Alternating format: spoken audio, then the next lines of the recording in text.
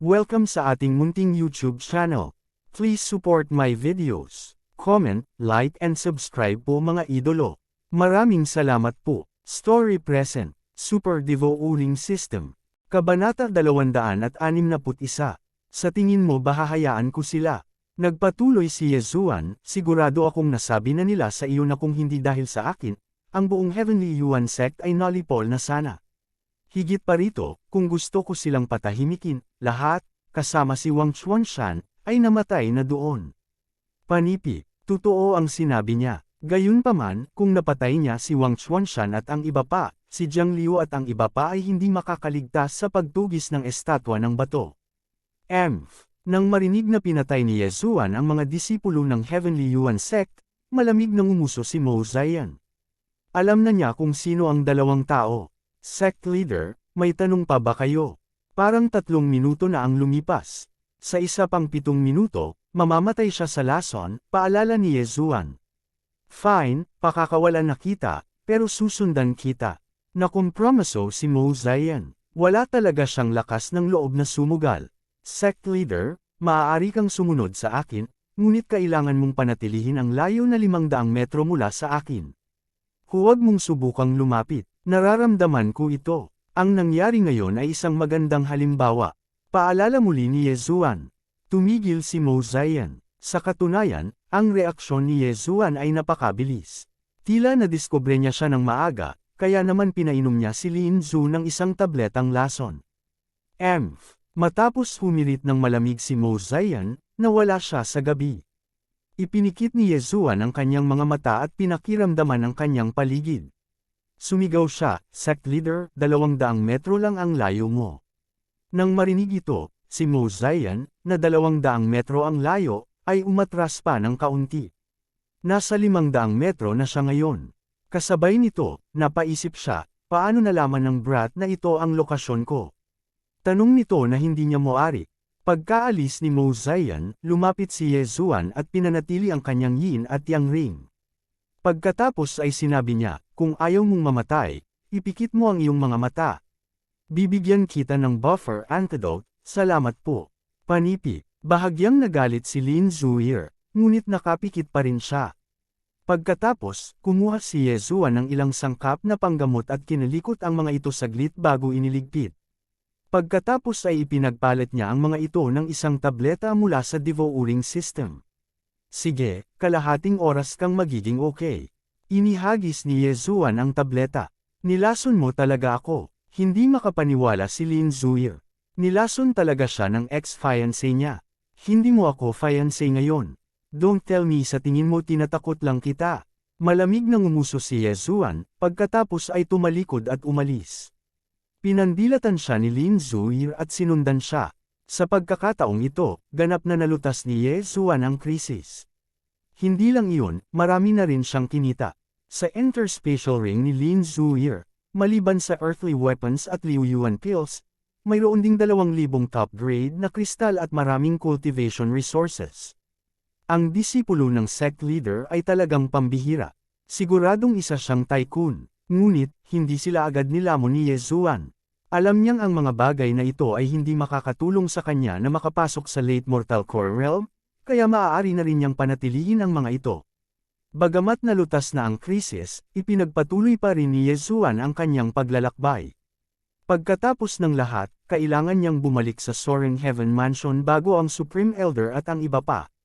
Kung hindi niya gagawin, tiyak na mag-aalala si Song Suijing. Ang kanyang bilis ay napakabilis, at para kay Mo Ziyan, hindi ito isang problema. Ngunit, hindi rin magawa ni Lin Zuir. Ang kanyang core origin ay hindi napanatili ang kanyang kasanayan sa paggalaw sa loob ng mahabang panahon. Nang walang ibang pagpipilian, huminto si Yezuan upang magpahinga, at ni-detox ang lason para sa kanya bawat kalahating oras. Sa huli, nagsimulang makaramdam ng inis si Mo Ziyan. Nagkataon, isang Heavenly Thunderhawk ang dumaan sa kalangitan. Sa makatuwid, sumakay sila sa Heavenly Thunderhawk at lumipad pabalik sa Soaring Heaven Mansion. Mas mababa mas mahigit. Pagdating nila sa Soaring Sky Mansion, 10 araw na ang lumipas. Sa huli, isang hakbang pa rin sila sa likuran. Naibalik na ng Supreme Elder si Jiang Liu at ang iba pa. Nang lumapag ang Heavenly Thunderhawk, ang buong Soaring Heaven Mansion ay nagulat. Nang marinig ito ng Supreme Elder Zhou Yan at ng sect leader ng Soaring Heaven Mansion na si Lin Shi, mabilis silang lumabas para batiin sila. Ye Zuan, nang makita sila ni Song Suijing na sumusunod sa likod ng Supreme Elder, agad siyang sumugod at binigyan ng mahigpit na yakap si Ye Zuan. Silly girl, bakit ka umiiyak? Mabilis siyang inaliw ni Ye Zuan gamit ang mahinang boses. Biglang binitawan ni Song Suijing ang kanyang mga kamay.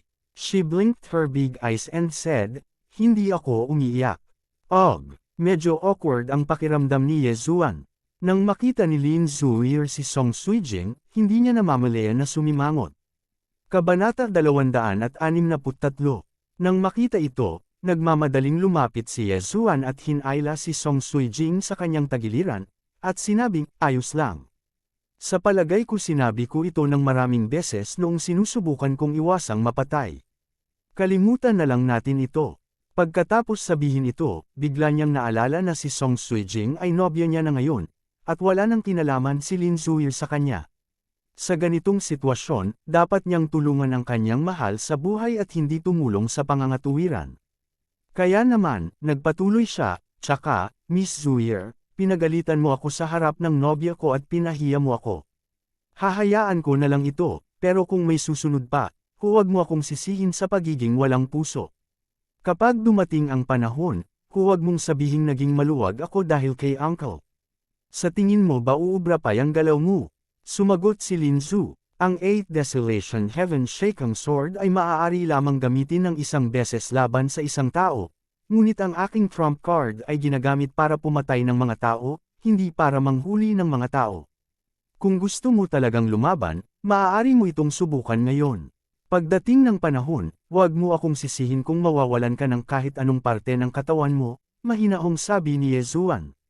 Isang beses lang magagamit ang sonic boom ng 8 Desolation Heaven Shaking Sword. Sa pangalawang pagkakataon, magbabantay ang kalaban. Gayunpaman, sa kanyang pambihirang bilis, maaari niyang putulin si Lin Zuir sa kalahati ng ilang beses. Kung idinagdag niya ang 8 Desolation Wind Killing Formation, si Lin Zuir ay ilang beses nang namatay. Lumabas kadali, hinihintay ko lang kayong dalawa." Nagdilim ang mukha ni Lin Zuir nang tumalikod siya at umalis. "Hindi mo ba naisip na masyado ka nang lumayo sa iyong mga salita?" Tumingin si Song Suijing sa likod ni Lin Zuir habang siya ay umalis at hindi maiwasang magtanong. "Noong ako ay walang kabuluhan, binugbog niya ako kapag ako ay nalulumbay. I'm very vengeful." Higit sa lahat, hindi kanya pinansin. "Ngayong fiancé na kita, hindi ko talaga ito matitiis," paliwanag ni Ye Zuan. Matapos marinig ito, napakasaya ni Song Suijing. Masigla niyang hinaplos ang mukha ni Ye Zuan. "Sige, dapat nating ayusin ang mga bagay ng ating kababaihan. Kapag may mga tao sa paligid, dapat mong iwanan ang kanyang mukha." Panipi. Pagkatapos magsalita ni Song Suij, hinawakan niya ang braso ni Ye Zuan at umalis. Dati, nahihiya siyang ipahayag ito, ngunit ngayon, natatakot siya na hindi malaman ng buong mundo na si Ye Zuan ang kanyang fiancé. Naisip ni Ye Zuan sa kanyang sarili, ang mga babaeng seloso ay masyadong nakakatakot.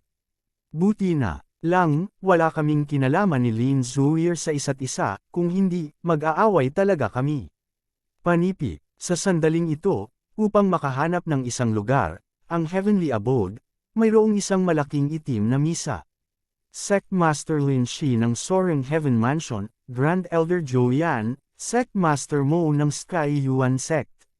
Nang makita ang tatlong figure na dahan-daang lumalapit, ang Supreme Elder ay nagmamadaling sinabi, "Ikaw brat, ikaw ang palaging pinakamabagal. Bilasan mo at lumapit ka." Hehe. Itinaas ni Songju ang kanyang kilay kay Ye Zuan. Walang sabi-sabing ngumiti ang dalawa. "Bumangon ka." Sa sandaling ito, sumigaw ang Grand Elder, at ang Soaring Sky Rocks ay pumailang lang sa langit. Sa pagkakataong ito, upang mahanap ang Celestial Blue Stone, pinakilos ng Soaring Sky Mansion ang lahat ng kanilang puwersa. Bagamat walang laman ang Soaring Sky Mansion, mayroon pa ring super expert na nagbabantay dito, kaya hindi natakot sina Zhou Yan at Lin Shi. Kahapon, napag-usapan na nila ni Mozayan na ang Soaring Sky Mansion ay magpapadala ng 60 Soaring Sky Rocks. Dahil ang Heavenly Yuan Sect ay kakaunti ang Heavenly Thunder Eagles, sapat na iyon para magpadala ng mas maraming disipulo. Ang dalawang panig ay nagpupuno sa isa't isa, kaya hindi ito masama. Nagsimulang lumipad ang Soaring Sky Rocks patungo sa Southern City. Ang gayong malaking grupo ay naging sanhi ng pag-atres ng mga espiritong hayop sa daan. Dati, dinala ng Grand Elder na si Zhou-Yan si Yezuan at 100 tao sa tirahan ni Wu-Yang, na tumagal ng kalahating buwan. This time, full speed na ang biyahe nila kaya maaga silang nakarating. Nang makita ng mga disipulo at elder ng Heavenly Yuan Sect ang daan-daang Soaring Sky Rocks, agad silang nataranta. Iniisip na ang Soaring Sky Mansion ay dumating para umatake. Sa kabutihang palad, dumating si Mozayan sa tamang oras, kung hindi, magiging mas seryoso ang mga bagay. Wala pang isang oras, si Mozayan ay nagpatawag ng maraming Divine Core Warrior. Mayroong higit sa 100 sa kanila. Ang Heavenly Yuan Sect ay talagang karapat-dapat sa pangalan nito. Ang kabuuang lakas nito ay mas malakas kaysa sa Soaring Sky Mansion. Kabanata 264. Nasa Earth Core Realm kayong lahat. Bakit mo ako hiniling na pumunta dito, isang mortal core warrior lang? Inilibot ni Yezuan ang kanyang mga mata. Cut the crap. Nakuha mo si Miss Zuir. Nagpapatunay iyon na mayroon kang lakas bilang isang Earth Core warrior. Ang paglalakbay na ito sa Green Seren Land ay napakadelikado. May ilang bagay na kailangan mong malaman. Sabi ng Supreme Elder. Nagulat si Yezuan, pagkatapos ay sinabi niya, hindi ba ito ay isang komprehensibong paghahanap sa Green Seren Land? Ano pa ang mayroon? Makinig kang mabuti. Ipinagmamalaki ng Supreme Elder, ang Green Seren Land ay isang ipinagbabawal na lugar sa loob ng Heavenly Yuan Sect. Maraming Mortal Core Zuan Beasts doon, at mayroon ding Earth Core Zuan Beasts doon. Higit sa lahat, mayroong Heavenly Core Overlord doon. Nang marinig ito, nagliwanag ang mga mata ni Yezuan. Hindi lang siya nakaka-absorb ng mga natural na kayamanan para mag-level up, na-absorb din niya ang mga bangkay ng Zuan Beasts at mga Niden. Ito ay isang magandang lugar para sa kanya upang mag-level up. Ano yun, Heavenly Core Overlord? Tanong ni Yezuan. Kahit na hindi nila mahanap ang Celestial Greenstone sa pagkakataong ito, magiging maganda pa rin kung makakahanap sila ng bangkay ng Zuan Beast. Sa sandaling ito, biglang naisip ni Yezuan ang isa pang problema. Ang Niden ng Heavenly Core Zuan Beast. Mayroong 4 na Earth Core Warriors dito, at kung papatayin nila ang Heavenly Core Zuan Beast, sino ang makakakuha ng Niden? Kung maglalaban sila, tiyak na dehado ang Soaring Heaven Mansion. Pagkatapos ng lahat, ang Soaring Heaven Mansion ay mayroon lamang 4 na Earth Core Warrior, at mas kaunti ang mga disipulo nila kaysa sa Heavenly Yuan Sect. Gayunpaman, ang hindi naintindihan ni Yezuan ay ang mga mata ng Supreme Elder at Sect Leader ay puno ng kumpiyansa. Bakit ganun? Ang Heavenly Core Overlord na iyon ay isang kakaibang Zuan Beast, ito ay tinatawag na Green Source Giant. Ito ay 12 ng metro ang taas, at ang depensa nito ay napakalakas. Kahit na kaming 4 ay nagtutulungan, sa tingin ko ay hindi natin masisira ang depensa nito. Isang Heavenly Core Warrior ang napatay nito noon. Kaya naman maghihiwalay tayo at hahanapin ito. Kung nakita natin ito, atras tayo kaagad, at huwag itong pukawin. Panipi, sabi ng Supreme Elder sa seryosong tono. So that's why, hindi natin matatalo. Napaisip si Yezuan, pagkatapos ay tumango siya. Hanggat hindi nila na-provoke itong Green Source Giant, ang mga Earth Core Profound Beast na iyon ay madaling harapin. Sa pagkakataong ito, bubuo tayong 3 ng team. Isasama mo ang Supreme Judge at Supreme Judge, the Supreme Elder said. Naiintindihan ko. Muling tumango si Yezuan. Sa ilalim ng gayong mga kalagayan, natural na pinakamahusay na nasa tabi niya ang taong pinakamalapit sa kanya. Sinulyapan ng Grand Elder sina Mozayan at Lin Zue at sinabing, at saka, nagkaroon ng hindi pagkakaunawaan noon. Maaari mong ibalik sa kanya ang mga bagay ni Miss Zuir. Panipi, nang marinig ito ni Yezuan, nakaramdam siya ng kawalan ng magawa. Nahulaan na niya na mangyayari ito, kaya ibinuhos na niya ang mga gamit sa isang interspatial ring. Kunin mo na. Inihagis ito ni Yezuan. Tumingin si Lin Zuir at nakitang nandoon pa rin ang lahat. Maging ang middle-grade earth weapon na ibinigay sa kanya ni Mo Zion ay naroon pa rin. Malamig siyang ngumuso at tiningnan si Yezuan. At least alam mo ang lugar mo. Agad niyang inilabas ang earthly artifacts at ipinamahagi ang mga ito sa iba pang mga tao. Matagal bago ito, ipinamahagi na ni Joyan ang earth artifacts na kanyang napik. Sa makatuwid, sa pagkakataong ito, ang kanilang lakas ay napakalakas. Ang mga disipulo at elder na ito ay halos hamanin ang mas mataas na antas ng profound beasts. Sa oras na ito, biglang may naisip si Yezuan at nagsabi, Supreme Elder, may sasabihin ako sa iyo ng pribado. Nang marinig ito, nagulat si Joyan at agad na sinundan si Yezuan sa gilid. Mabaho brat, anong sasabihin mo? Nagtatakang sabi ni Joyan. Hindi nagsalita si Yezuan at direktang naglabas ng interspatial ring at sinabing, mayroong 4 na middle-grade earth weapons dito. Supreme Elder, gusto mo ba sila? Ano? 4 na middle-grade earth weapons. Nakuha mo ang mga ito sa kuweba ni Wu Yang. Nagulat ang Supreme Elder. Hindi, kumuha ako ng ilang mga forging materials doon, kaya 4 sa kanila ang pinik ko. Supreme Elder, isa para sa 5 milyong middle-grade earth crystals, gusto mo ba sila?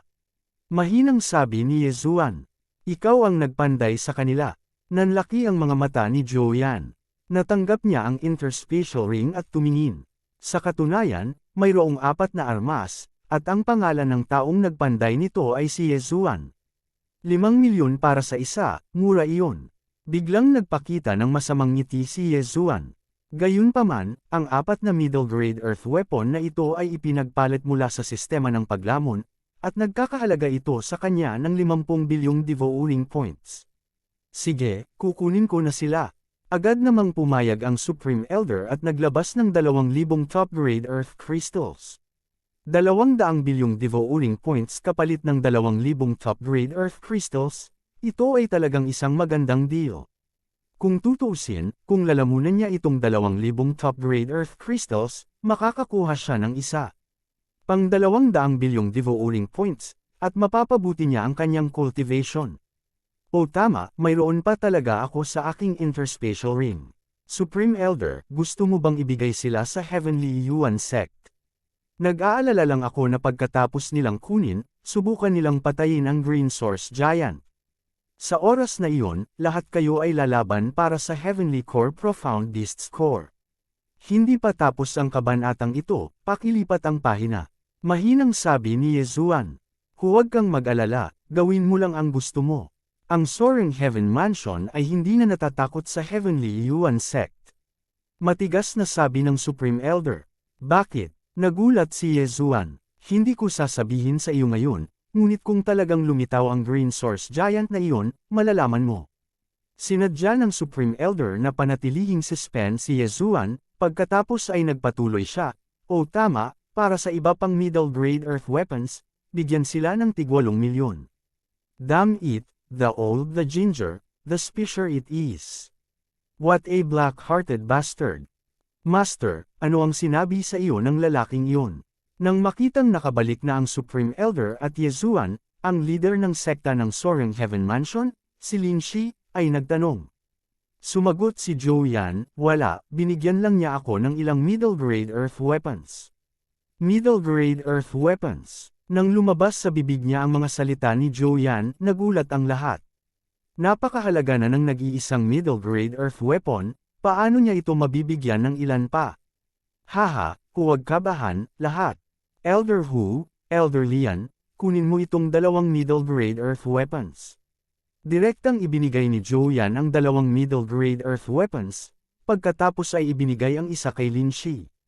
Halos lumuwa ang mga mata ni Mo Zion sa kanilang mga socket.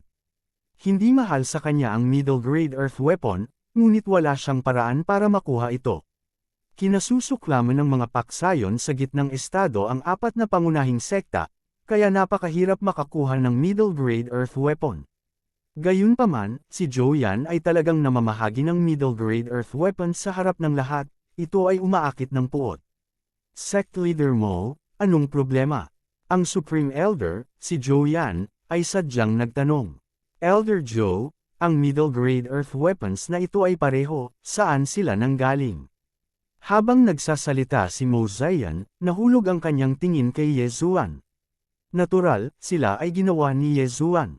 Ngumisi si Joe yan, pagkatapos ay nagsabi, huwag kang mag-alala, sect leader mo, mayroon pa ring ilang middle-grade earth weapons si Yezuan, nasa iyo kung gusto mo o hindi. Sa sandaling sinabi ang mga salitang ito, ang lahat ng naruroon ay muling nanginig. What the F*** sick, si Yezuan ay talagang nakagawa ng middle-grade earth weapons, paano ito naging posible? Sa oras na ito, biglang naalala ni Lin Zuir na sinabi ni Yezuan na maaari siyang magpadala ng higit pang middle-grade earth weapons sa Heavenly Yuan sect sa hinaharap. Ito pala ay hindi biro. Kabanata 267. Masyadong nakakatakot. Sa unang pagkakataon, naramdaman ni Yezuan na walang kapangyarihan. Ang berdeng higanting ito ay malamang na isang minor earth core Zuan beast. Gayunpaman, naging hamon din ito para sa kanya. 8 Desolate Sword, bumalik ka. Dama pa ang mga paa ni Yezuan sa lupa. Ipinatawag niya pabalik ang 8 Desolate Sword at ginawa itong isang malaking espada. 8 Desolate Heaven Shaking Sword, Tadteren ko. Ang malaking espada, na may haba na 10 metro, ay tumama sa ulo ng berdeng higanti at agad na ibinaon ang sarili dito. Ang kapangyarihan ng 8 Desolate Heaven Shaking Sword at ang lakas ni Yezuan ay maaari lamang magdulot ng kaunting pinsala. Malakas na ang depensa ng berdeng higanting ito na nagpatindig ng balahibo. Gayunpaman, hanggat ito ay epektibo, si Yezuan ay may pagkakataong manalo. Tadteren ko ulit. Sinamantala ang pagkakataon ng ang mga paa ng berdeng higanti ay natamba sa lupa, muling naglasla si Yezuan, at ang hiwa ay mas malalim. Sa oras na ito, gumapang ang berdeng higanti mula sa lupa at sumugod kay Yezuan. Bagamat napakabilis nito, inaasahan na ito ni Yezuan. Itinutok na niya ang kanyang espada sa tiyan nito. Ang maliit na berdeng higanti ay pinalipad pa rin. Pagkatayo pa lang nito, tinamaan ito ng espada ni Yezuan sa ulo. Bagaman ito ay napakahirap at malakas, ito rin ay napakatanga. Umiling si Yezuan. Gamit ang pamamaraang ito, patuloy niyang nilalaslas ang ulo ng higanti. Matapos laslasin ito ng halos 10 beses, sa wakas ay pinutol ni Yezuan ang ulo ng higanti sa dibdib nito. Sa oras na ito, ang 8 Desolate Heaven Shaking Sword ay hindi na nakayanan at malapit ng gumuho. Nagkataon na nasa katawan pa rin ng higanti ang malaking espada. Tumingin si Yezuan sa higanti at umawit sa kanyang puso, sonic boom. Kaagad, isang surge ng Dan Essence ang nailipat sa 8 Desolate Sword. Ito ay tulad ng isang fuse, at sa susunod na sandali, ang buong enerhiya na espada ay sumabog ng malakas na putok. Isang napakalakas na shockwave ang kumalat at umalangaw sa kalangitan ang isang nakakasira ng lupa, na ikinagulat ng hindi mabilang na mga ibon, hayop, at tao. Boom! Anong nangyayari? Hindi kaya lumitaw ang berdeng higanti. Bilis, lahat ay mabilis na bumalik sa soaring firmament rock. Ang malakas na ugong na ito ay natakot din sa iba pa na halos mamatay, sunod-sunod na tumatawag sa soaring sky great rocks. Gayunpaman, hindi yun pinansin ni Yezuan. Tiningnan niya ang maliit na higanti na naisabog sa dalawa ng 8 Desolation Heavenly Sword. Bahagyang nakakunot ang mga sulok ng kanyang bibig habang siya ay humakbang pasulong at kinurot ang isang gininto ang panloob. Sa sandaling iyon, direktang nilunok ni Yezuan ang panloob na kaibuturan. Sa isang iglap, tumaas ang kanyang aura. Kakapasok lang niya sa Mortal Core Realm. Paano ito posible? Panipi, nagulat si Yezuan. Napakalakas na Zuan Beast, ngunit ito ay nakalusot lamang sa Mortal Core Realm. Ito ay isang sayang ng kanyang mga pagsisikap.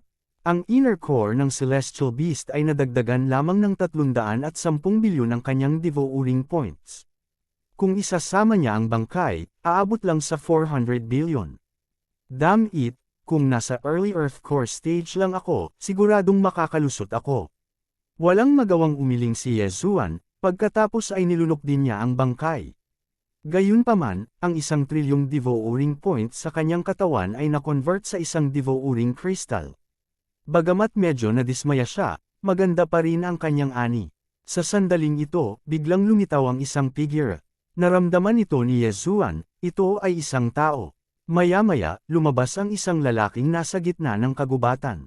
Siya ang sect chief ng Soaring Sky Mansion, si Lin Shi. Yung kaguluhan, ikaw ba ang dahilan? Nang makita ni Lin Shi ang maliliit na berdeng bato sa lupa, hindi niya maiwasang magtanong. Oo, nakilala ko ang isang maliit na taong berdeng bato. Katatapos lang nitong pumasok sa Earth Core Realm, ngunit mayroon itong mapanirang lakas at defensive strength ng isang early Earth Core warrior. Sinabi ni Yezuan kay Lin Shi ang nangyari ngayon. Nagulat si Lin Shi, nakilala ko rin ang isa. Ang taong batong ito ay talagang mahirap pakitunguhan, hindi ko inaasahan na isang early mortal core warrior ang makakayanan nito. Sect Chief, pinupuri mo ba ako? Tanong ni Yezuan. Pakiramdam niya ay palaging galit sa kanya si Lin Shi. Sa katunayan, ang kanyang ama, si Ye Chong, ay maaaring ituring na junior disciple ni Lin Shi. Ninakaw lang niya ang puso ng anak ni Lin Shi, bakit niya ito iniisip ng matagal? Mag-ingat ka. Pagkatapos sabihin iyon, umalis si Lin Shi. Si Yezuan ay masyadong tamad na mag-isip tungkol dito. Halos maabot na niya ang rurok ng early mortal core realm, at kailangan lang niya ng isa o dalawa pang maliliit na berdeng batong lalaki para makalusot. Kahit na wala siyang mahanap, maaari niyang patayin ang ilang maliliit. Ngunit, ang nakita niyang kakaiba ay, sa napakaraming tao na nagmamadali sa Green Seren Land, dapat ay inalerto na nila ang Greenstone Giant. Bakit wala pa itong nagawa? Ngunit sa sandaling ito, dagandong, isang malakas na ingay ang biglang umalangaw mula sa langit. Pagkatapos, may sumigaw, mag-ingat kayong lahat. Lumitaw na ang Green Source Giant. Ano? Greenstone Giant. Nang inag ang puso ni Yezuan. Mabilis siyang umakyat sa isang malaking puno at tumingin sa paligid. Oo nga, nakakita siya ng isang malaking batong lalaki. Sa sandaling ito, sa wakas ay naunawaan ni Yezuan kung bakit walang nakahanap nitong Greenstone Giant. Nasa gitna ito ng isang lawa.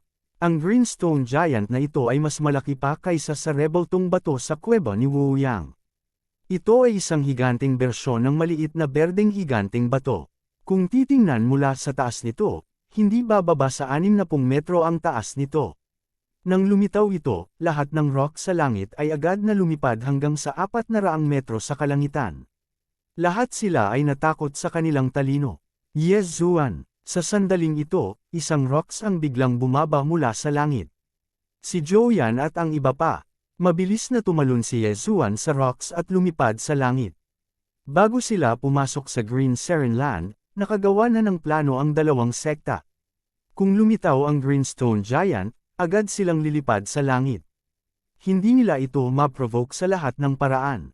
Nakakakilabot na katawan. Maihahalin tulad ba ang suntok nito sa Flying Dragon?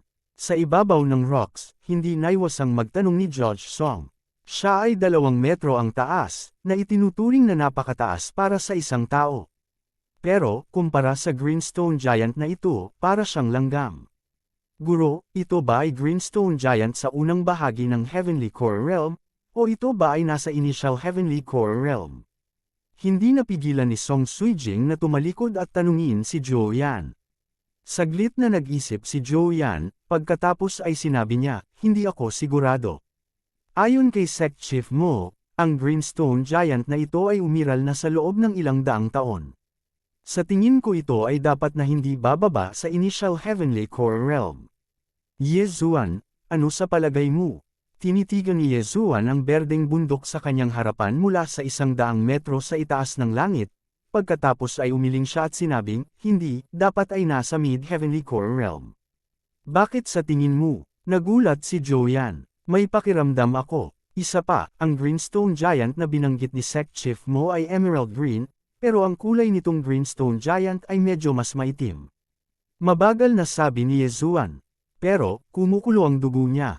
Ang Greenstone Giant na ito ay halos kapareho ng Flying Dragon na nakita niya sa kabisera ng lungsod ng Great Tang Dynasty. Ibig mong sabihin, nanlaki ang mga mata ni Joyan. Yung Celestial Greenstone, napalunok yata. Tignan mo, yung Green Sparrow. Itinuro ni Yezuan ang kanyang daliri. Sinundan ng lahat ang kanyang daliri at tumingin. Nakita nila ang isang maliit na figure na lumilipad patungo sa Greenstone Giant. Kabanata 268. Ito talaga ang Green Spirit Bird. Tila ang Celestial Blue Stone ay kinain ng Green Source Giant. Damn it! Nagmura si Joyan. Tila nasayang ang kanilang pagsisikap sa pagkakataong ito. Gayunpaman, pagkatapos lumabas ang Green Source Giant, wala man lang gumalaw, na nagparamdam sa lahat ng kakaiba. Sa oras na ito, halos lahat ay lumilipad sa kanilang mga bundok. Kahit na gusto ng Green Source Giant na umatake, walang paraan na magagawa ito. Sa kabilang panig, ang mga tao mula sa Heavenly Yuan Sect ay lumipad din ng mataas. Hindi sila naglakas loob na kumilos ng padalos-dalos at tahimik lang silang nanunood. Kung galitin nila ang Green Source Giant at pinaalis nila ang Green Remote Land, kung gayon ang Heavenly Yuan Sect at ang Southern Region ay magkakaroon ng problema. Damn it, itong Green Source Giant ay tiyak na nakalunok ng Celestial Blue Stone. Nakakagulo ito. Tumingin si Mozayan sa Green Source Giant sa ibaba at hindi maiwasang magmura. Mahigit kalahating buwan na ang nakalipas mula noong ang Celestial Blue Stone ay inagaw ng Green Spirit Bird. Ang sitwasyon ay naging medyo mahirap. Supreme Elder, ano ang dapat nating gawin ngayon? Hindi napigilan ni Mozayan na lumingon at tanungin si Tian Lang. Nakatungtong na kami sa Green Remote Land na siyang teritoryo ng Green Source Giant. Logically speaking, dapat itong galit na galit, ngunit itong Green Source Giant ay hindi pangkaraniwang kalmado, na talagang kakaiba. Umiling si Tian Lang, hindi rin niya alam kung ano ang nangyayari. Pagkatapos, gustong magtanong pa ni Mozayan, ngunit sa oras na ito, biglang umungal ang Green Source Giant. Pagkatapos, tumungo ito sa isang tiyak na direksyon. Saan ito pupunta? Nagtatakang tanong ng lahat, sabay na sumunod sa likod nito.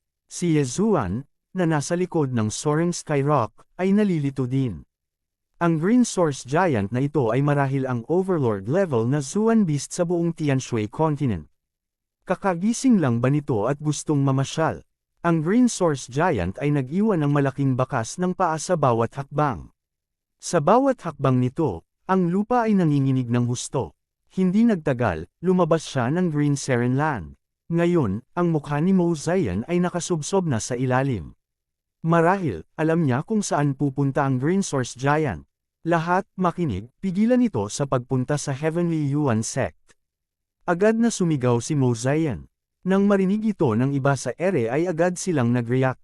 Hindi ba ito ang direksyon sa Heavenly Yuan Sect? Sa isang iglap, ang mga disipulo ng Heavenly Yuan Sect ay sumigaw sa alarma. Umikot silang lahat sa Green Source Giant at nagsimulang umatake. Kaya ito ay sa direksyon ng Sky Yuan Sect.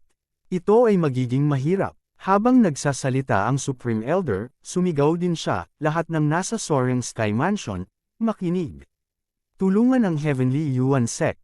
Ang Green Source Giant ay malamang na isang late Heavenly Core Warrior.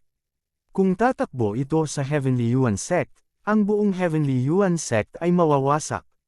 Matapos marinig ang utos ni Zhou Yan, ang Great Rock sa kalangitan ay lumipad lahat sa harap ng Green Source Giant, sumalakay kasama ang mga eksperto sa Heavenly Yuan Sect. Sa isang iglap, 10,000 pag-atake ang pinakawalan at binomba ang Green Source Giant. Gayunpaman, ang Green Source Giant ay nanatiling hindi nasaktan at hindi nag-react. Nagpatuloy ito sa pagsulong. Ang Heavenly Yuan Sect ay hindi malayo sa Green Seren Land. Kung ang isa ay sasakay sa isang bundok, aabutin ng hindi hihigit sa 2 araw bago makarating. Ang mas nakakadismaya ay ang bilis ng Green Source Giant na ito ay mas mabilis pa kaysa sa Great Rocks. Tanging ang mga mas mataas na ranggo na Great Rocks at Heavenly Thunderhawks lamang ang makakahabol dito. Sa madaling salita, wala pang 2 araw, darating ang Green Source Giant sa Heavenly Yuan Sect. Si Mozayan at ang iba pa ay nag-aalab sa pagkabalisa. Gayunpaman, kahit nasa lakas ng isang late Earthly Core Warrior at isang mid-ranked Earthly Weapon, wala pa rin silang magagawa sa Green Source Giant na ito. Ang depensa ng Green Source Giant na ito ay umabot na sa limitasyon nito. Marahil hindi maraming tao sa Heavenly Water Continent ang makakalusot dito. Anong dapat nating gawin? Ano ang dapat nating gawin? Ang puso ni Mozayan ay nag-aapoy sa pagkabalisa. Ang Heavenly Yuan Sect ay naipasa sa loob ng libu-libong taon, ito ba ay mawawasak sa kanyang henerasyon? Ang bilis ng Green Source Giant ay napaka-stable, hindi ito mabilis o mabagal. Walang epekto dito ang 10,000 pag-atake, para itong gumagalaw na bundok. Hindi nagtagal, kalahating araw na ang lumipas. Pinilit ni Mozayan ang kanyang utak, ngunit hindi pa rin siya makabuo ng solusyon. Sa panahong ito, gusto niyang makipag-usap sa Green Source Giant, ngunit wala siyang nakuhang anumang tugon. Sa oras na ito, ang Grand Elder ng Soaring Sky Mansion ay sumakay sa Great Rocks at sumigaw, "Sect Master mo, mabilis na bumalik sa Heavenly Yuan Sect at ilikas ang mga disipulo." Kalahating araw na lang ang lumipas, kung hindi pa rin sila kikilos, talagang masisira ang Heavenly Yuan Sect. Kinagat ni Mozayan ang kanyang mga ngipin at sinabi, "Grand Elder, iiwan ko ang lugar na ito sa iyo." Pagkatapos sabihin iyon, ang iba sa Heavenly Thunderhawk ay tumalon sa iba pa nilang mga bundok. Pagkatapos, umupo si Mozayan sa Zuan Beast Heavenly Thunderhawk at bumalik sa Heavenly Yuan Sect. Tulad ng para sa iba, lumipat sila sa paligid ng Green Source Giant. Sa isang mahusay na rocks, "Guro, mawawasak ba talaga ang Heavenly Yuan Sect?" Hindi maiwasang magtanong ni Song Suijing. Kahit na ang Green Source Giant ay hindi pumunta sa Soaring Sky Mansion, ang Heavenly Yuan Sect ay isa pa ring dakilang sekta na may libu-libong taon ng kasaysayan. Sayang naman kung masisira ng ganito. Wala nang ibang paraan. Umiling si Joyan. Ang bawat hakbang ng Green Source Giant ay nanginginig sa puso ng mga disipulo ng Heavenly Yuan Sect. Gayunpaman, ito ay isang bagay na hindi mapipigilan maliban kung ang mga eksperto mula sa Central State ay nagsama-sama. Napatingin si Yezuan sa isang kalapit na Heavenly Thunderhawk. May isang maselang figure na nakatayo sa Heavenly Thunderhawk. Ang figurang ito ay nakatayo pa rin sa malamig na hangin, mukhang napakalungkot. Bagamat si Lin Zuir ay nasa Heavenly Yuan Sect lamang sa loob ng 2 taon, ang kanyang damdamin para sa sekta ay hindi bababa sa iba pang mga disipulo. Ngayong nakita niyang malapit ng masira ang kanyang sekta, nabasa ang kanyang mga mata. Para sa mga magsasaka, ang sekta ay isa pang tahanan. Ngayong malapit ng masira ang kanilang tahanan, marami sa mga disipulo ng Heavenly Yuan Sect ang umiyak. Buntong hininga, "Sino ba ang nagtanong sa iyo na maging mata ko?" Napabuntong hininga si Yezuan sa kanyang puso. Kung hindi sila pumunta sa Green Serenland na ito, hindi ba magiging maayos ang lahat? Sa oras na ito, biglang tumalon ang isang figure. Lumingon si Yezuan at nakitang tumakbo si Song Suijing sa gilid ni Lin Zuir. Ang babaeng ito, sa palagay ko ay hindi siya naririto para magmayabang. Napaisip si Yezuan sa kanyang sarili. Hindi lang niya gusto ang hitsura ni Song Suijing. Bagamat medyo maeslan siya noon, hindi na siya ganoon pagkatapos sumali sa Soaring Heaven Mansion. Hindi niya akalain na gagawin niya ang isang bagay tulad ng pagdaragdag ng insulto sa pinsala. Oo naman, ang kanyang mga alalahanin ay hindi kailangan. Pumunta si Song Suijing upang aliwin si Lin Zuir. Wala na ba talagang ibang paraan? Talaga bang tatapakan ang ating Heavenly Yuan Sect ng Dark Beast na ito? Ano ang magagawa natin? Ang Green Source Giant na ito ay hindi matitinag, maliban na lang kung mayroong Heavenly Core Warrior, wala nang ibang paraan. Nasa sekta pa si Ate, Damit. Huwag kang mag-alala, pinabalik ng Sect Chief ang ilang Sect Elders, sigurado akong malilikas nila ang lahat bago marating ng Green Source Giant ang Heavenly Yuan Sect. Lahat ng mga disipulo ng Heavenly Yuan Sect ay may mga pangit na ekspresyon sa kanilang mga mukha. Ito ang pinakapahirap na araw na naranasan nila. Kabanata 269. Ang Green Source Giant ay patuloy na sumulong. Pagkaraan ng isang araw, sa wakas ay nakapasok na ito sa teritoryo ng Heavenly Yuan Sect. Sa oras na ito, walang tao sa Heavenly Yuan Sect. Gayunpaman, mayroong isang Heavenly Thunder Eagle sa kalangitan. Ito ay ang Sect Master ng Heavenly Yuan Sect, si Mozayan. Nandito na rin sa wakas. Tumayo si Mozayan sa Heavenly Thunder Eagle at nagpakita ng isang nakakapanghinayang ngiti. Dati, nang pumayag siyang pumasok sa Green Serenland kasama ang Soaring Sky Mansion, marami siyang naisip na resulta. Halimbawa, maaari niyang matagumpay na mahanap ang Celestial Blue Stone o magdusa ng mabibigat na casualty. Gayunpaman, hindi niya akalain na ang wakas ay ang pagkawasak ng sekta. Kahit na ang mga disipulo ng Heavenly Yuan sect ay umalis na at nagtipon sa isang ligtas na lugar, at si Mo Zion ay nagtago na ng lahat ng mahahalagang bagay sa sekta, ang Heavenly Yuan sect ay ang pundasyon ng sekta. Kung wala na, saan sila pupunta? Dagandong. Ang target talaga ng Green Source Giant ay ang Heavenly Yuan sect. Mabilis itong naglakad at marahas na naapakan ang lupa. Malakas na yumanig ang buong bundok na tila baguguho. Ang mga disipulo sa langit ay nakatitig lamang ng walang magawa. Wala silang magawa para pigilan ito. Sa oras na ito, ang Green Source Giant ay nakapasok na sa Heavenly Yuan sect at sinira ang hindi mabilang na mga bahay at pader. Kakaiba yun. May hinahanap ba itong Green Source Giant? Hindi kaya ito para lamang sa paghihiganti? Panipi, maraming tao ang may ganoong hula sa kanilang mga puso. Naisip nila na ang Green Source Giant ay dapat na narito para sa paghihiganti dahil sinalakay nila ang Green Seren Land.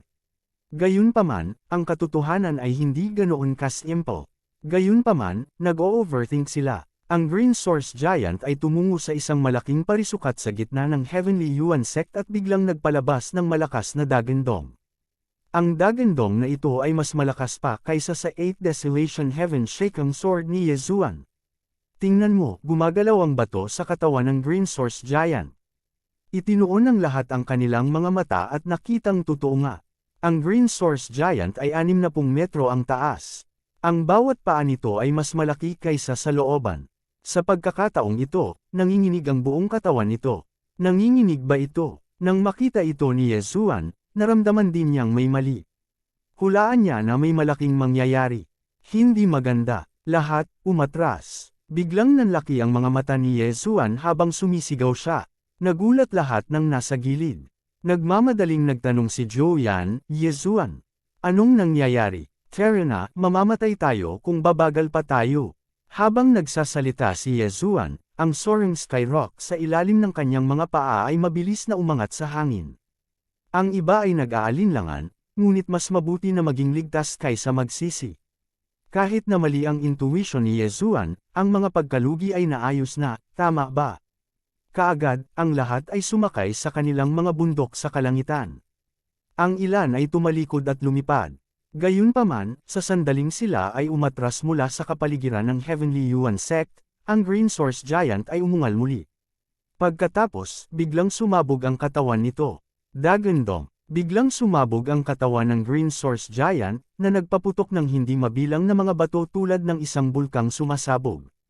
Ang malalaking batong ito ay napakabilis at lumipad sa lahat ng direksyon. Ang ilan sa soaring skyrocks at sky Thunder Eagles ay hindi nakaiwas sa oras at direktang nabagsakan. Sa isang kisap mata, mahigit 10 soaring skyrocks at sky Thunder Eagles ang nahulog sa lupa. Hindi maganda. Nagbago ang ekspresyon ni Yezuan dahil nakakita siya ng malaking bato na paparating sa kanila. Damn it, sabay tayong umatake. Nagmamadaling lumakad si Grand Elder Joyan sa gilid at pinakipot ang kanyang makapal na Jindan Essence. Diretso niyang hinampas ang malaking bato. Hindi niya ito sinabi sa iba, ngunit kay Yezuan dahil ang iba na naruroon ay walang reaksyon man lang. Direktang pinakondensed ni Yezuan ang 8 Desolation Heaven Shaking Sword at ginamit ito para isagawa ang mid-grade Earth Tier Martial Art, Sky Splitting Slash. Dalawang malalakas na laslas ang bumasag sa hangin. Ang slash ni Joyan ay direktang naka-embed sa malaking bato at bahagyang nabawasan ang bilis nito. Samantala, ang pag-atake ni Yezuan ay ganap na walang silbi. Nang makitang tatama na ang malaking bato sa soaring skyrock, kung gusto ni na Joyan at Yezuan, maaari silang tumalon sa malapit na soaring skyrock. Ngunit paano ang iba? Hindi nila kayang buhatin ang lahat. Damn it! Isang ideya ang pumasok sa isip ni Yezuan. Tumalon siya at biglang pinasabog ang palad sa soaring skyrock. Ang malaking palm print ay tumama sa likod ng soaring skyrock at pilit na pinatumba ang soaring skyrock. Ang pag-aalis na ito ay nangyari lamang upang payagan itong makatakas mula sa tilapon ng malaking bato. Gayunpaman, si Yezuan ay natamaan din ng malaking bato dahil dito. Bang! Si Yezuan ay walang awa. Nontog siya sa malaking bato at halos mawalan ng malay. Maraming buto sa buong katawan niya ang nabali. Higit sa lahat, itinulak din siya ng malaking bato at lumipad ng daan-daang libong metro sa ere. Sa sandaling ito, sa wakas ay nag-react si Song Suijing at agad na sumigaw, Yezuan. Nagngagat ang mga ngipin ni Grand Elder. Ang bilis ng malaking bato ay hindi isang bagay na maaaring abutin ng soaring skyrock. Bukod dito, marami pa ring malalaking bato sa himpapawid. Kinailangan nilang iwasan ang mga ito. Lupa, sigaw ni Grand Elder sa soaring skyrock sa kanyang paanan. Napagtanto niya na ang malalaking bato na natanggal mula sa malaking pagsabog na ito ay napakalakas at lubhang mapanganib sa hangin. Sa kabaligtaran, mas ligtas na malapit sa lupa. Mabilis silang bumaba, at sa kabutihang palad, nakaligtas sila sa krisis. Sa pagtingin sa libu-libong malalaking bato na bumubulusok sa kalangitan, naisip ni Song Suijing ang higanteng lava tortoise noong araw na iyon. Gayunpaman, hindi ngayon ang oras upang isipin ito. Guro, Yezuan, siya. Iiyak na si Song Suijing. Ang malaking batong iyon ay lampas na sa kanyang kakayahang mag-react, at si Yezuan ay malamang na mamamatay pagkatapos matamaan ng malaking bato. Huwag kang mag-alala, mahirap ang buhay ng batang iyon. Siguradong hindi siya mamamatay. Inaliw siya ni Grand Elder sa napakatigas na tono. Bagamat iyon ang sinabi ni Song Suijing, nakatingin pa rin siya sa langit. Bagamat maaaring hindi mamatay si Yezuan sa malaking bato, ang pagtalon mula sa 1,000 metro sa himpapawid ay tiyak na magdudulot sa kanya ng pagbagsak. Sa sandaling ito, nakadikit si Yezuan sa malaking bato. Umakyat na siya ng mahigit 1,000 metro sa ere. Napakabilis ng malaking batong ito, at nahihirapan siyang makatakas. Gayunpaman, kung hindi siya nakatakas, tiyak na madudurog siya hanggang sa mamatay kapag nahulog ang malaking bato. Kaya ko lang maghintay na maabot nito ang pinakamataas na punto bago ako tumalon palayo. Mabilis na kumuha ng healing pill si Yezuan at nilunok ito. Mabilis niyang naisip iyon sa kanyang isipan, naghahanap ng isang bagay na makakatulong sa kanyang makaligtas o martial arts. Nahanap na. Nagliwanag ang mga mata ni Yezuan. Nakakita siya ng mid-grade martial arts na kayang gawing pakpak ang Jindan Essence. Bagamat hindi siya nito pinahintulutan na lumipad, pinahihintulutan siyang lumipad. Ang malaking bato ay tumataas pa rin, at ang mood ni Yezuan ay kakilakilabot. Sa simula pa lang ay alam na niyang may mangyayari, ngunit hindi niya inaasahan na parang bulkan ang sumasabog, at may malaking bato pa nga na dumurog sa kanila. Ang mas masahol pa ay ang malaking batong ito ay napakalakas, at ito ay marahil ang pinakamalayong pumutok. Sa wakas, pagkatapos tumaas ang malaking bato sa taas na 1,500 metro, nagsimula itong bumagsak. Kabanata 270, ngayon na ang oras. Naningkit ang mga mata ni Yezuan. Bigla siyang tumalikod at tumalon sa malaking bato. Pagkatapos, buong lakas niya itong tinapakan. Kaagad, isang pares ng Jindan Essence Wings ang tumubo mula sa kanyang likuran. Pagkatapos, lumipad siya sa direksyong pinanggalingan niya. Nang lumingon si Yezuan, napagtanto niyang ang lugar sa likod niya ay magulo. Ang mga crater ay makikita sa lahat ng dako. Gayunpaman, ang higit na ikinagulat niya ay hindi ang mapanirang kapangyarihan ng mga malalaking bato. Nakita niyang nagsimulang manginig ang mga malalaking bato sa lupa. Tapos, bigla silang naghiwalay. Pagkatapos, isa-isang gumapang palabas ng mga malalaking bato ang maliliit na berdeng higanti. Iyan ang uri ng Zuan Beast. Nanlaki ang mga mata ni Yezuan. Sa abot ng mata, mayroon ng daan-daan at libu-libong maliliit na berdeng higanti. Nako, kay Jing at ang iba pa. Nanginginig ang puso niya. Nagmamadali siyang lumipad patungo sa direksyong tinansya niya. Gayunpaman, nang siya ay nasa 200 metro lamang sa ibabaw ng lupa, isang berdeng figure ang biglang natangay. Ano yun? Pumikit siya at napagtanto na ang Green Spirit Bird ang nagnakaw ng Celestial Stone noong araw na iyon. May daan patungo sa langit, ngunit hindi mo ito tinahak. Walang pinto sa impyerno, ngunit nakapasok ka. Galit na galit si Yezuan. Kung hindi dahil sa Green Spirit Bird noong araw na iyon, paano nangyari ang ganoong bagay? Ang pundasyon ng sangay ng langit ay nawasak, at ang dalawang sekta ay nagdusa ng hindi mabilang na casualty. Ang sama ng loob na ito ay dapat ipaghiganti. Sa sandaling iyon, naglabas si Yezuan ng mid-grade earth-grade bow at arrow. Itinaas niya ang kamay at binaril. Paso na nakakasira ng kaluluwa.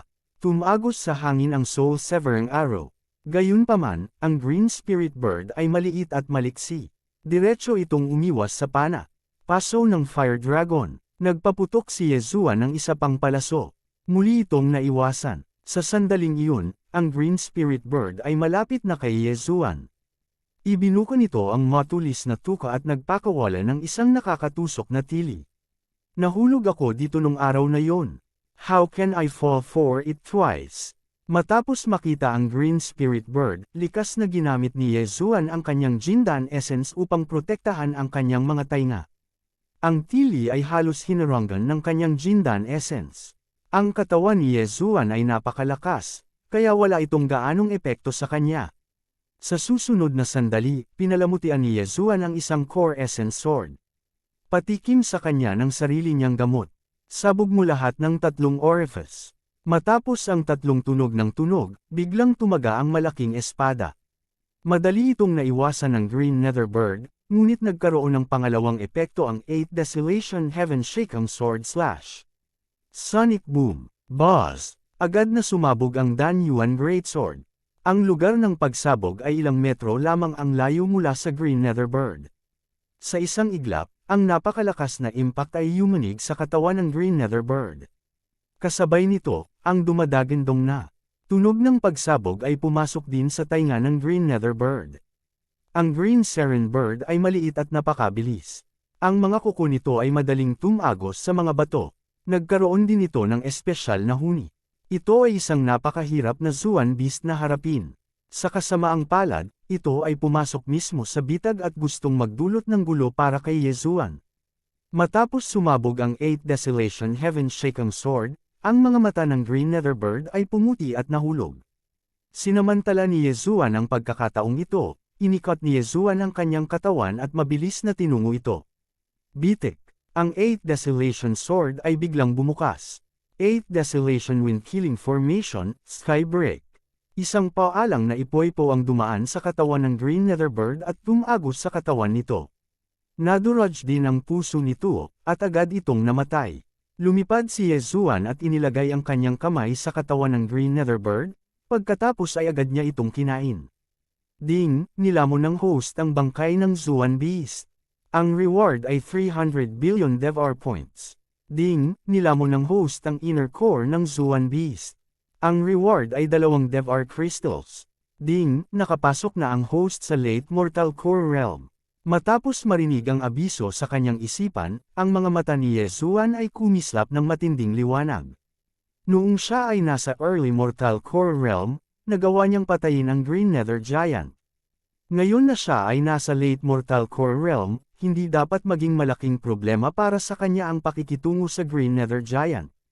Ngunit, kailangan pa rin niyang hanapin muna si Song Suijing at ang iba pa.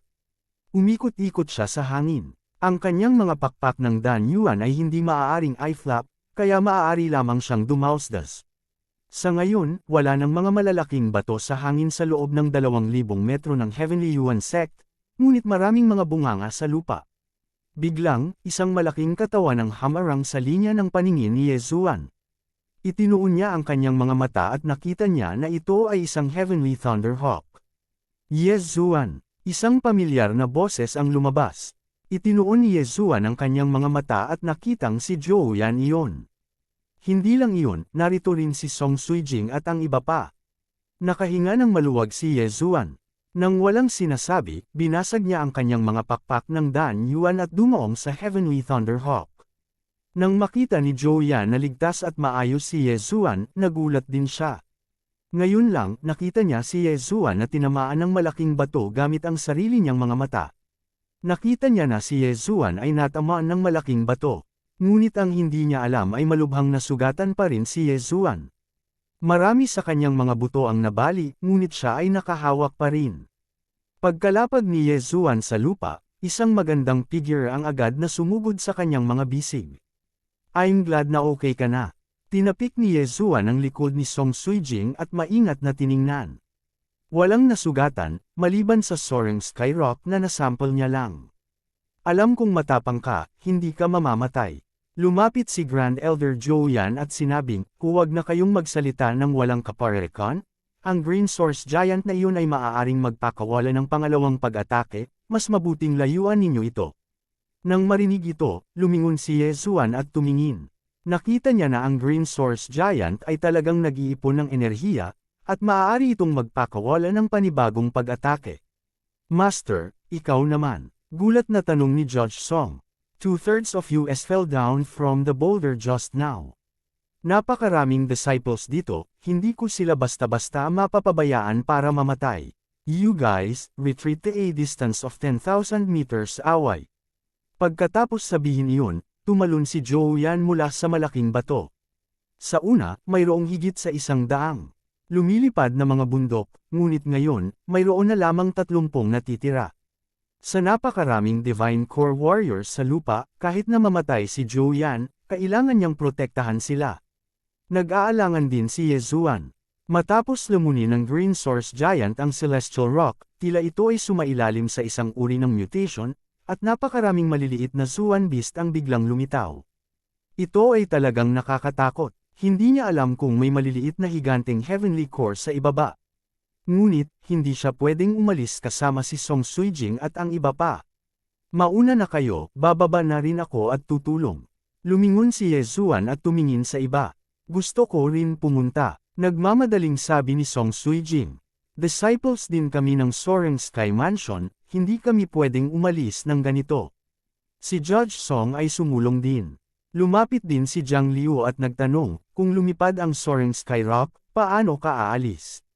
Masyadong mabagal ang Soaring Sky Rock na ito, kailangan nating maging isang Zuan Beast man lang para mailigtas ang iba. Kapag natamaan tayo ng malaking bato, dadagdagan lang ito ng pressure. Umiling si Yezuan. Bagamat ang pangungusap na ito ay malupit, ito talaga ang katotohanan. Sa ngayon, may kabuuang 7 tao sa likod ng Soaring Sky Rock. Maliban kay Yezuan, ang pinakamalakas ay si Jiang Liu, na nasa Late Mortal Core Realm. Ang sumunod na pinakamalakas ay sina Song Suijing, Judge Song, Jiang Yu, at 2 iba pang disipulo na kakapasok lang sa Mortal Core Realm. Sa lahat ng mga taong ito na magkakasama, maaari pa nilang labanan ang isang Earth Core Warrior. Ngunit, napakaraming Green Source Giant sa ibaba, at kung sabay silang bababa, magdaragdag lamang ito ng pressure kay Yezuan at sa iba pa.